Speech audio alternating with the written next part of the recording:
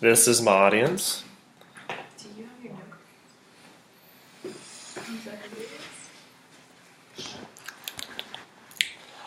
Okay, how's everybody doing today? Good. Pretty good. That's good, that's good. My name is Evan Pace, and I want to tell you a quick story. When I was a young kid, my parents were invited to a special event for the Republican Party. This event was a hearing for the local state senate. My parents ended up going, and they took me with them. As a kid, I had no idea what I was going for. All I knew that there was free food and drinks, and I was super excited. After being fed, my body was nourished. I decided I would listen. The speaker was an old gray-haired man whose voice was deep and stern. When he spoke, everyone listened. However, 4 words stuck to me. Your vote does matter. As a young kid, I had no idea what he meant. But finally, when I turned 18, my dad sat me down and talked about the importance of voting. Now I'm here to talk to you about it. Voting is important because it gets you involved, helps you decide resolutions to issues, and influences in general everyday life. Without voting, there would be no democracy. Voting is the most precious right of every citizen, and we have a moral obligation to ensure integrity of our voting process, said Hillary Clinton. The problem with voting is nobody wants to do it because they think their vote doesn't matter. Actually, according to Statistic Brain, only 57.5% of people voted in the 2012 election, which shows you not many people wanted to vote. I'm here to tell you, well, your vote actually does matter. Your vote matters from any presidential election to whether there should be a streetlight in the middle of the city. If you don't think your vote matters, let me share you what sometimes it actually did. According to CST's own Omnimastic, in 2008, Al Franken won election against Norm Coleman by only 315 votes. And a tax levy to fund Lakeview, Ohio schools passed in 2010 only by 2 votes. In Massachusetts, on the 1839 gubernatorial election was decided by only 2 votes. New Hampshire's 1974 United States Senate election was decided by only 2 votes as well. In Washington State's 2004 gubernatorial election, Democrat Kristen Gregory defeated Republican Dino Ruscio by only 133 votes. During Oklahoma's 2006 state election, Republican Todd Thompson beat Democrat Darrell Nemec by 2 votes. And lastly, in a 2012 New York Senate race, Democrat Cecile Trasek defeated Republican George Amador by 18 votes. 18 people made the difference, and these are only just a few incidents where the situation determined by a few votes. These are just, according to NBC's Seth Boren's situation, it is a 60 million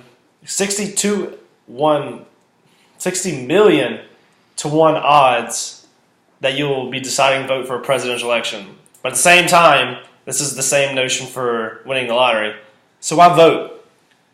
Well, why buy a ticket for the lottery? I mean, it's the same thing. Might as well go up and vote if you're going to buy a ticket for the lottery. You need to vote because it doesn't just affect you, but it affects your kids as well. It can have a long-term or short-term effect.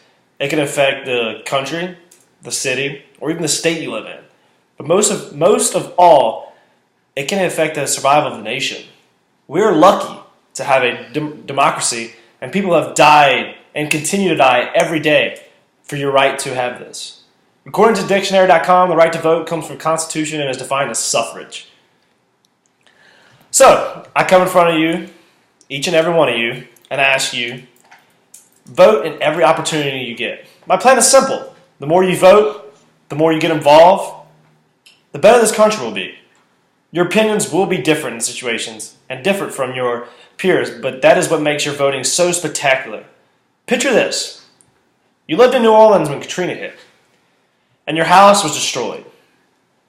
A bill before that in national court 2 weeks before this event saying if you have a natural disaster, your house was destroyed, your home will be reimbursed. However, you didn't go vote, neither did your people around you, so the bill was not passed and it was denied. Now you have no home, and you're probably sitting in a FEMA camp. According to Mark Zimmerman, research also shows that children who are engaged in their community are less likely to experience with risky behaviors such as drug and violence when educated about voting. This is the prime example on voting, and teaching your kids to vote can benefit the society. According to Monica Ng of the Chicago Tribune, one law that was passed is known as the Cool Law, which states pork and beef have to be labeled where it's raised and slaughtered. By voting for this law, not only is it informing the people, but they just passed a law that will help Americans grow their economy. By carrying out this plan for voting, think of the future. Think of the world where everyone voices their opinion and is heard. Think about the good that will come from all the positives from voting. What if we get enough people to vote on the right way to fix the national debt? Think about the United States and being debt-free and the advances our country can make. With all this in mind, I just want you to think about a world with better economy is a world where it's safer and more your kids can live. To sum all this up, voting is not only a right, but is a privilege not to take lightly. George Washington said it best.